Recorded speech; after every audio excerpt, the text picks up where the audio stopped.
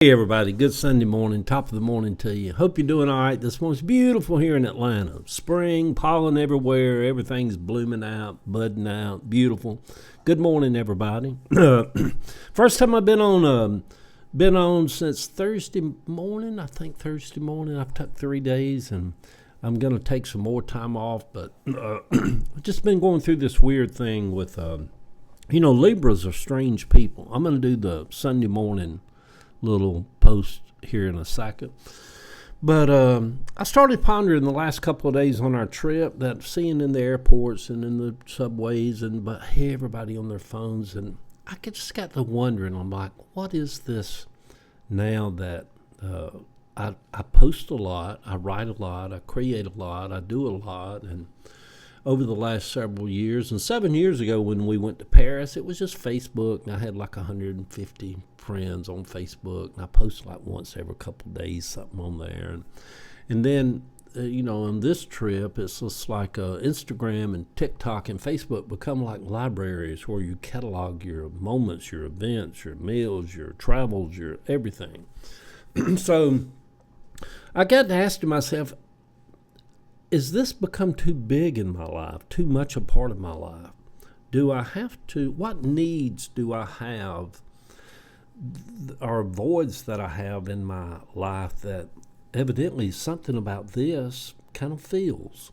And is this a modern day pulpit for those of us that feel like we have something to say and need a pulpit? Or is this a way to go on ego trips? And it can be all these things. But how much of it should occupy our time, our energy, in our life? And that's what I'm wrestling with right now. How much a part of this, how much of myself do I want to give over to this? Evidently, over the last several years, I've given a pretty good bit of myself to it.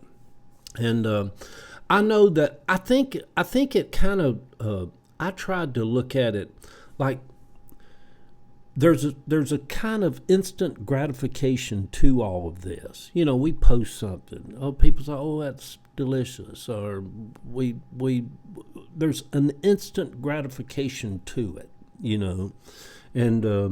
And I've went from, I've been in all ranges of it. I've posted stuff that 100,000 people have commented on, and I've posted stuff that 3 people maybe clicked a like on. So I've been up there and down there, and people trying to get followers and other people trying to make money. I've made a little money on it, and but the bigger thing is how much a part of me should I give over to this, and that's what I'm wrestling with right now. Not really wrestling. I'm just kind of pondering about could a lot of this energy be used in a better way, in a more productive way, in a way that Anyhow, that's where I'm at with it. So, but anyhow, as far as this morning, the Sunday morning post from Eddie William Sellers, coming to you at 8:30 on a Sunday morning here in Atlanta, Georgia, is on this Sunday, the Lord's Day, March 29th, 2026. London and Paris have seemed to fade in the distant memories, although we have only been back for a few days. It can seem almost weird, as if it never happened. I find this time of life like a whirlwind. Time is swirling. Things are flying. I always thought old age, and as we get older, things would slow down. There would be long evenings of just sitting on the porch, as the world would almost come to a standstill. It seems the opposite to me. We are living through great political upheaval around the world. Rarely is there any good news within all of the constant breaking news. And yet life keeps going. Savannah called yesterday and asked me if I would take her to Publix to buy some stuff for her to make some homemade cookies. She said, "I feel like cooking, Pawpaw." Her mama was at work. When I get to the Cabbagetown house, I find this teenage girl who I feel like grew up overnight, who now has a boyfriend. She is now a young lady, talking about getting an 87 in her Chinese language class. And the next year she is going to start taking French, she says. I am doing this weird dance with social media since I've gotten back. I started to wonder while on this trip, is it worth all of the energy that I put into it? Why do I put so much energy into it? Why do I enjoy it so much? Is it bad? Is it good? What needs do I have that it seems to fulfill? Why do I have to look at my phone when out at a restaurant? Is it really that enjoyable? Or some kind of mental obsession? This morning is pollen. Pollen's in the air. This morning is the first morning in 3 days that I have looked at it. It was almost like quitting smoking. Did big corporate America lure us into all of this?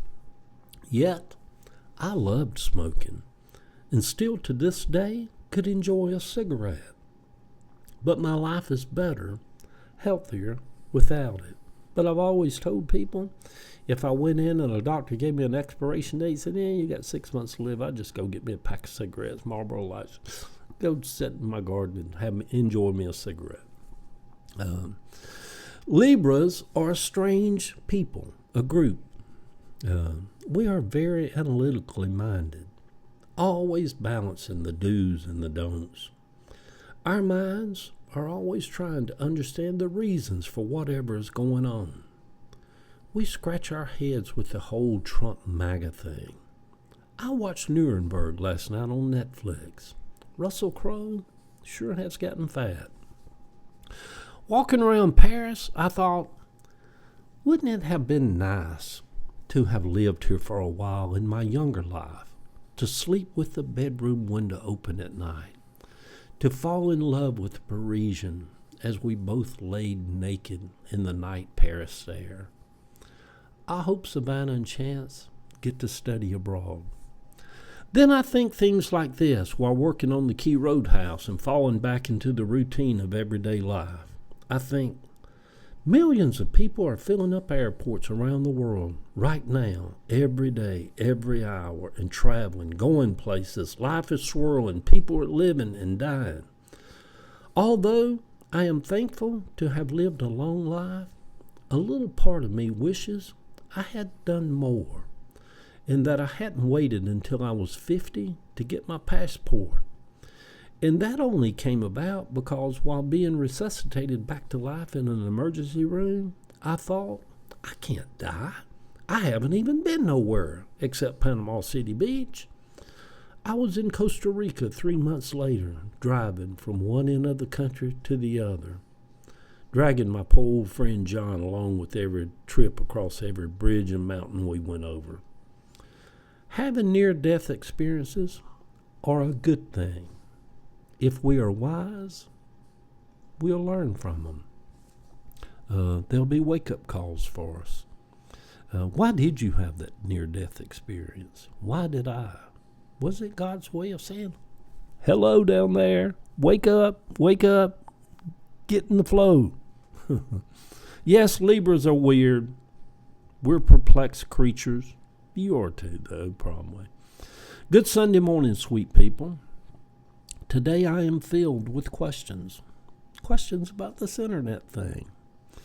The answers to most things are our journey. Some answers come easily. Others rub against us. It is a beautiful spring morning here in Atlanta. Pollen is everywhere. We need it. In a laughing way, I say it's of the devil. There is no devil, y'all. If you want to believe in a devil, go look in the mirror. That's as close as you'll ever see the devil. You are all of that. So am I. You want to see the beauty of a Heavenly Father? Go look in the mirror. You're looking at it. And just to think, he said he would end the Ukraine war on day one, if elected. Now, look what kind of mess he's got us into. Love y'all.